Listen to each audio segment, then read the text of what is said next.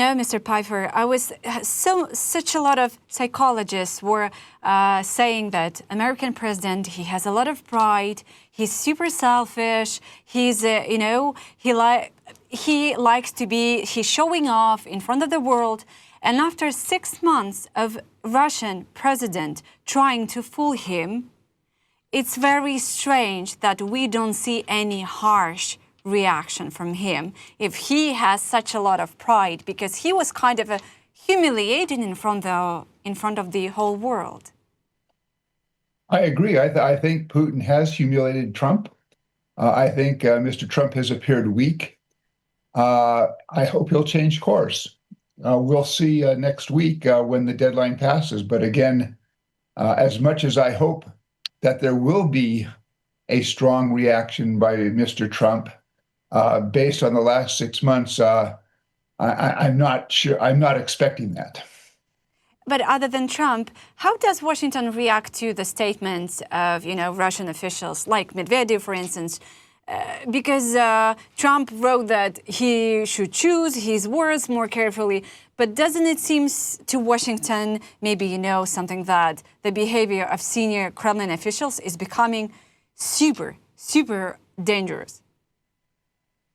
Well, I think in the case of Mr. Medvedev, he sort of discredited himself several years ago. So I'm not sure that he is taken seriously, which is interesting because he does occupy a senior position in the Russian government.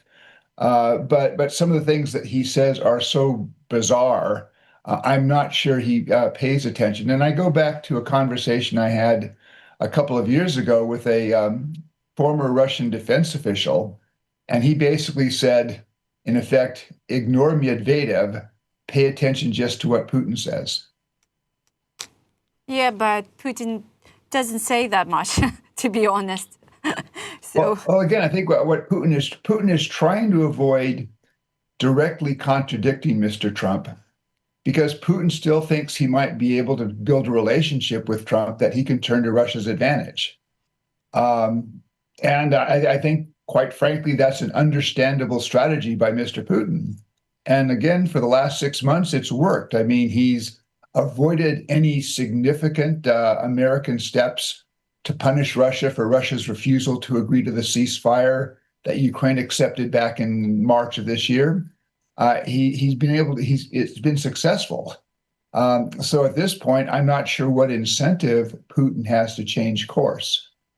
Hopefully, if Russia has taken no meaningful step towards ending the war by next, August 8 or August 9, hopefully Mr. Trump will take some real steps that will suggest and indicate to the Russians that continuing this war is going to mean growing and growing political, military, and economic costs for Russia.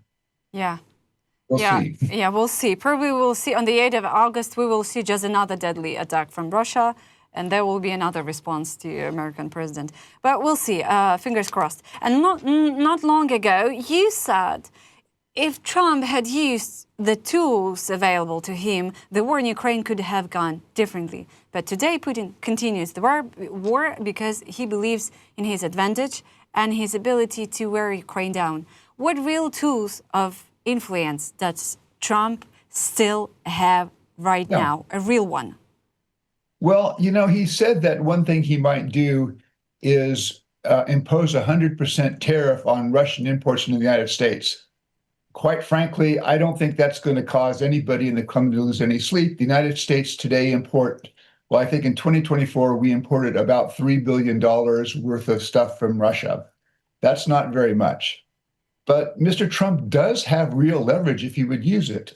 One, there are some real steps that you could take to tighten sanctions. So although, for example, the United States and the West have banned the export of high-tech goods to Russia, those goods are still some of those goods are seeping through. Semiconductors and chips are getting through to Russia, which the Russian military then uses in their missiles and drones.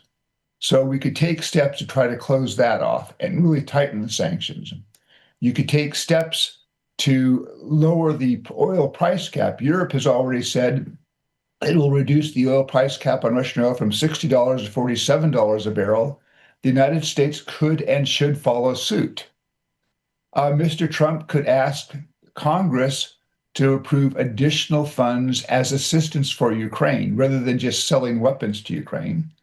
And Mr. Trump could move in a very focused way with the G7 and the European Union to seize the $300 billion in Russian frozen central bank assets, take those funds and put them into a fund that Ukraine could use both for reconstruction, but also for purchasing weapons.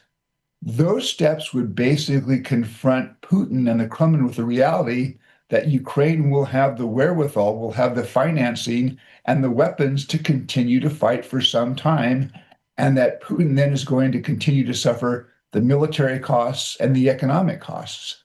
Unfortunately, although he has that leverage in the last 6 months, Mr. Trump has not applied that leverage. I very much hope that on August 8th, when it becomes clear that the Russians are not going to take steps to try to end this war, that Mr. Trump then takes some serious steps to use that leverage to really put pressure on the Kremlin.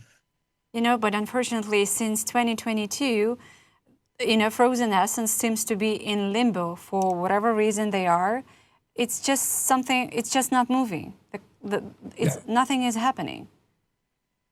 I think the Biden administration towards the end, the Treasury Department came around to the idea that, yes, we can move to seize those assets. Part of the problem, I think, is going to be persuading the Europeans.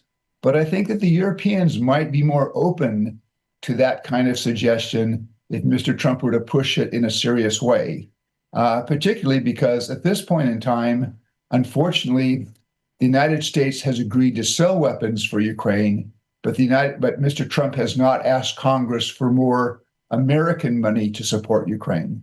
So that would, I think, increase the interest in Europe in looking at those Russian frozen central bank assets, as opposed to the Europeans having to increase their budgets to support Ukraine. This seems to me that it would be a step that could work if Mr. Trump chose to push it. We'll see. Do you believe that any world leader, not only Trump today, still has real leverage over Putin? Again, I think the West, if it acted collectively in a way, and again, to move to seize Russian frozen central bank assets, to move to make clear that the support for Ukraine will remain in the long term, I think that could be an important step to signal the Russians that this war, if it continues, is going to be more Russian casualties, more economic pressure on the Russian economy, when I think most projections now expect that after 2025, the Russian economy is going to stagnate. So I think collectively there is a chance to have an impact on calculations in the Kremlin. Let me say one thing that I would not have predicted in 2022. I have been very impressed about European readiness to continue to support Ukraine. I would not have predicted in 2022 that the problem would be in Washington and not in Europe. But I think the Europeans are prepared. The Europeans understand in a way that Mr. Trump may not, that if Russia prevails in the war in Ukraine, Russia then becomes a much greater threat both for Europe, but also for American interests. I wish the White House here had a clearer understanding like that, as I think now in places like Berlin and Paris and Warsaw and London and the Baltic states, there's a very clear understanding of what Russian victory in Ukraine means for Europe. If to look at history, do wars really end through economic pressure?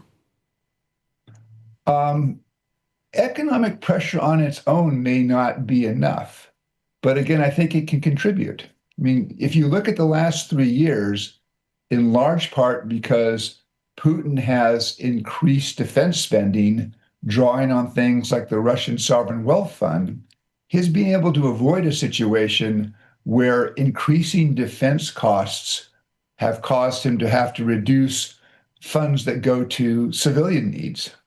But it seems that many economists now are beginning to project that he could do that for a couple of years, but after this year, that's going to become much more difficult. So he'll have to face this sort of classic choice between guns and butter. He's been able to avoid that for 3 years, so I think economic pressure will help. But I think the real pressure will be not from the economic sanctions, but it will be if there's a recognition in the Kremlin that Europe and the United States are prepared to continue providing Ukraine with the weapons and the funding so that Ukraine can continue to build its own weapons, such as longer range drones.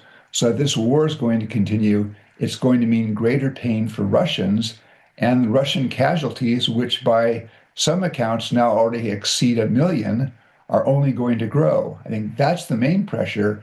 And what you have, I think, in the Kremlin now is a hope by Putin that if Trump gives up on Ukraine and walks away from Ukraine, that will cause other European countries to begin to cut their support as well. We need to change that calculation.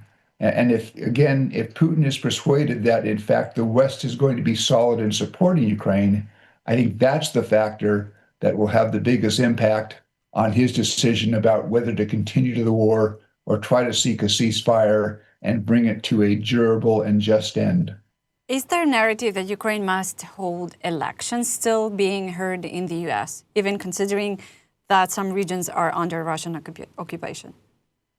I don't think that that has much traction in the United States now. I think the view here is understanding that, one, Ukraine is at war, and that not only, I mean, you've seen, I think, that it's Ukrainian civil society that does not think this is the right time to have an election. I think most political parties in Ukraine agree it's not the right time to have an election. So you still have some critics from Ukraine who I think will criticize Ukraine regardless, who are trying to say, well, because the elections have been postponed, Ukraine is anti-democratic. I don't think that argument is required, has achieved much traction with the American Congress or with the American public. Mr. Pfeiffer, and last question. I think not only once you stated about possible attack of Russia on the Baltic countries. Would that be seen as a direct invasion or a hybrid one? Yeah, my concern here is that if Putin wins in Ukraine, do his ambitions end with Ukraine? I don't think so. And I worry that, for example, a Baltic state could be at risk. Now, if you ask most Russia experts today, would Putin launch an attack on, say, Estonia? Those experts would say, no, that would be crazy. And they are probably right. But I would add one qualifier, which is if you'd asked those same experts in 2018 or 2019, would Putin launch the kind of invasion of Ukraine that he launched in 2022? They would have said, no, he won't do that. That would be crazy. I think there's a risk to underestimating Vladimir Putin's ambitions. I believe that he wants to reestablish Russian influence and even physical control in both the post-Soviet space and perhaps even in Eastern Europe. And he might look at some way to challenge a NATO country.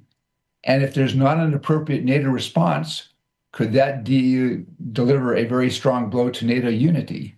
So it seems to me that it's wise of European countries now to be increasing their defense spending so that they can have capabilities that will make clear to Russia that any attack on a NATO member would be firmly repulsed. That's how deterrence works. Yeah, absolutely. But again, it may not be a large possibility, but I think it would be unwise to exclude the possibility that Mr. Putin's ambitions include, for example, regaining part of Eastern Estonia. It's smart for NATO to prepare for that contingency. Yeah, you know, Mr. Pfeiffer, in 2022, just a few weeks before a Russian invasion to Ukraine, I had the interview with Antony Blinken, where he was persuading me and Ukrainian audience that Russia will attack in a few weeks. Definitely, it's just a matter of a short period of time, and the American intelligence, they are not mistaken. And you know, I was in a complete denial that it will never happen. I visited Kyiv at the end of January, the beginning of February of 2022. And Ukrainians that I spoke with also largely were in denial. I mean, what we heard from Ukrainians, now look, I had not seen the American intelligence. I'm no longer in the government. But I had a friend, a former colleague, at one point tell me, this was already in, I think, early January or December. He said, look, I can't share the intelligence with you, but I've seen it. It is bone chilling. the Russians are going to invade. And we found that while the Ukrainians said, yes, we agree with the Americans that the Russians have built up this capability in Belarus and in occupied Crimea to invade, what they said is, we don't think the intention is there. That was, to me, the interesting thing about what the U.S. intelligence community said, and the decision to make that public was already in December. The U.S. intelligence community had concluded that Russia was not only building the capabilities, but there was the intention, as unfortunately it was proved right on February 24 when the Russians launched this massive attack on Ukraine. Yeah, absolutely. Yeah, okay. Thank you so much, Mr. Pfeiffer, for your time, for your answers. And, well, we'll see what's going to happen on the 8th of August. Yeah, like I said, I am skeptical that America will do much. I very, very much hope that Mr. Trump will prove me wrong.